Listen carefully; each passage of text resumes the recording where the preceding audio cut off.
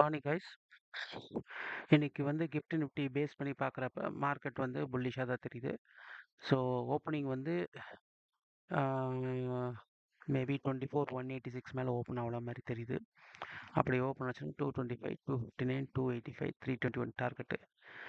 இல்லை ஓப்பன் வந்து உங்களுக்கு 285 கிட்ட ஓப்பன் ஆகுதுன்னா அது வந்து ரெசிஸ்டன்ஸாக இருக்கும். இப்போ ஓப்பனிங் வந்து 24,200 கிட்ட ஓப்பன் ஆகுதுன்னா செக் 24,200, 300 இந்த இடத்துல வந்து ட்ரேட்டிங் இருக்கணும். அதே மாதிரி கால் ஷார்ட்டர்ஸ் உட்காந்துருப்பாங்க, அவங்களும் வெளியில் போகணும். இங்கே 2 பேரும் வெளில போக ஆரம்பிச்சிட்டாங்கன்னா மார்க்கெட் மேலே போய்டும். 24,200 ஓப்பன் ஆகி மார்க்கெட்டில் வந்து ட்ரேட்டிங்கோ இல்லை கால் ரேட்டர்ஸோ வெளில போகிறோன்னா மேபி அந்த இடத்துல கொஞ்ச நேரத்துக்கு ரெஸ்ட் ஆகும்.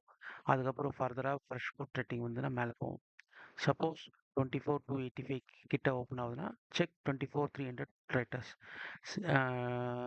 300ல் புட் ரேட்டிங் இருக்கணும், கால் ரேட்டர்ஸும் வெளில போகணும். இருந்தால் தான் மேலே போகும், இல்லைனா கட்டாயி கீழே வரும். கீழே வர்றப்ப இந்த லெவல்ஸ்லாம் நீங்கள் யூஸ் பண்ணிக்கலாம். சப்போர்ட் அந்த லெவல்ஸ் இருக்கும். ரெஸ்ட் மார்க்கெட்டில் பார்த்துக்கலாம். பை.